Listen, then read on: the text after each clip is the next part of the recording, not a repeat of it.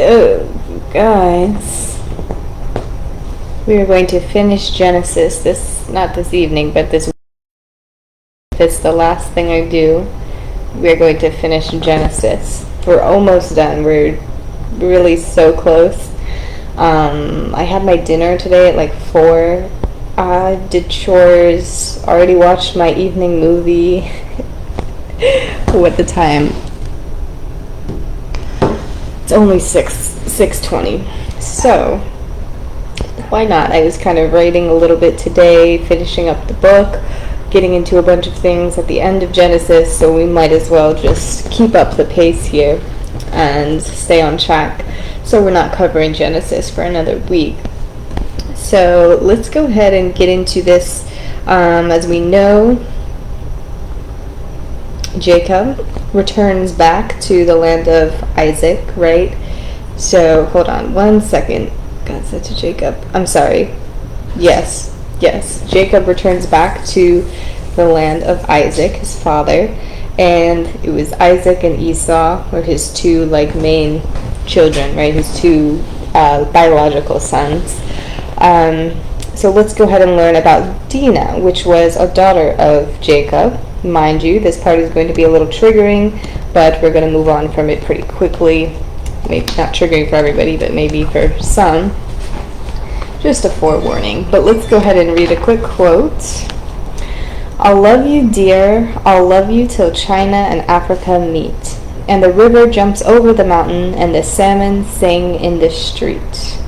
And this is from, again, W.H. Audin, 1907 to 1973, from the book As I Walked Out One Evening, or poem, or what have you. I don't know where these are from, but this is the quote. I'll read it one more time. I'll love you, dear. I'll love you till China and Africa meet, and the river jumps over the mountain, and the salmon sing in the street. Wonderful. So, again, just a little lovey-dovey quote. I guess, you can kind of compare maybe the way Isaac treated his wife.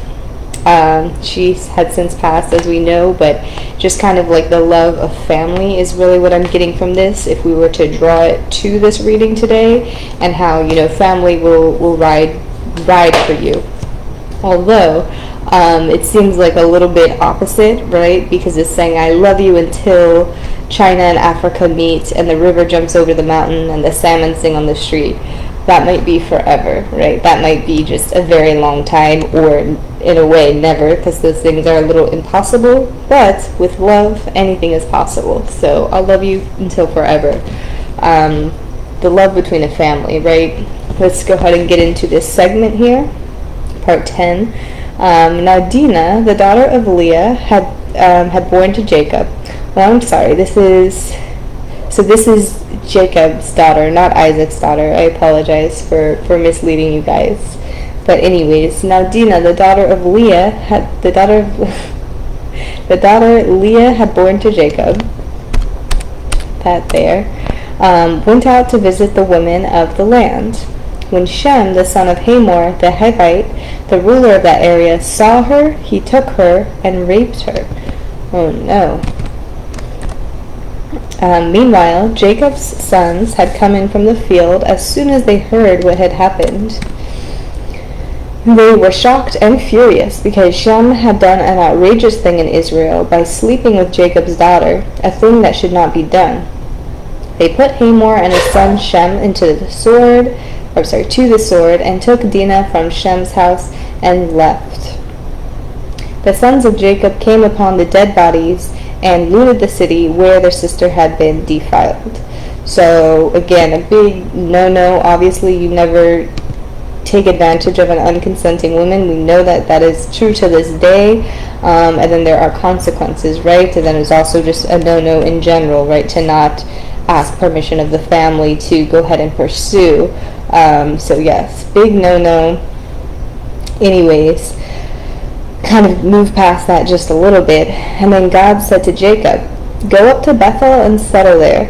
Build an altar there to God, who appeared to you when you were fleeing from your brother Esau.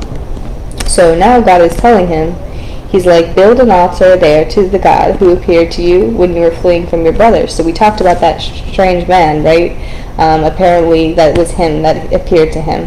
He said, go build an altar. There he built an altar and called the place El Bethel, because it was there that God revealed himself to him when he was fleeing from his brother. Wait a minute. Built or called the place El Bethel, fleeing from his brother. I feel like this was even before. When he was running away, give me 1 second. When Jacob was running away for the first time, didn't something happen as well? I think that was the Jacob's ladder, right, where he had the dream with the angels. I think that is what the reference is, if I'm not mistaken. Let me just do a quick peruse. Thank you for your patience. So I'm pretty sure he named that place Bethel.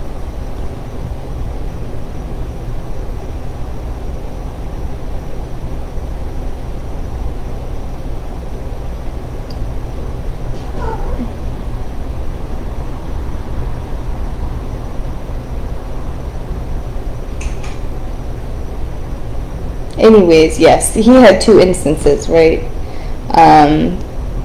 It's not really saying anything specifically in what I had written about naming the place Bethel then when he had the dream, but I think it might be referring to both instances. I'm not even sure. But anyways, they moved on from Bethel. While they were some distance from Ephrath, Rachel began to give birth and had a great difficulty. And as she was having a great difficulty in childbirth, the midwife said to her, don't despair, for you have another son. And as she breathed her last, when she was dying, she named her son Ben-Oni, but his father named him Benjamin. Okay, so this was Jacob and Rachel, and apparently she is on her deathbed and she died right before giving birth to his son Benjamin, which we will just take note of Benjamin because it didn't register to me when I first had read about him, but he comes up later when we talk about it later. But anyways, that is sad.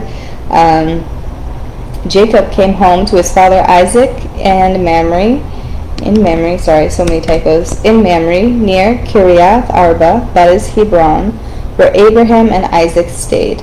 Isaac lived 180 years, then he breathed his last and died, and was gathered to his people, old and full of years, and his sons Esau and Jacob buried him.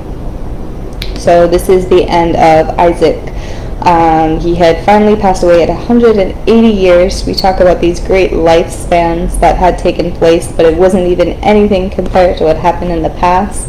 How long people lived, hundreds and hundreds of years, but 180 is a good, long, and full life, enough to see children and grandchildren and even their children, great-grandchildren. So that's awesome. And then, of course, we're kind of reverting back to Esau and Jacob's life. Yes, but now Jacob has his youngest son, Benjamin. So let's go ahead and just pause, and we're going to move on to part 11. And I broke this up specifically to follow a specific thing, so let's go ahead and continue. I'll be right back.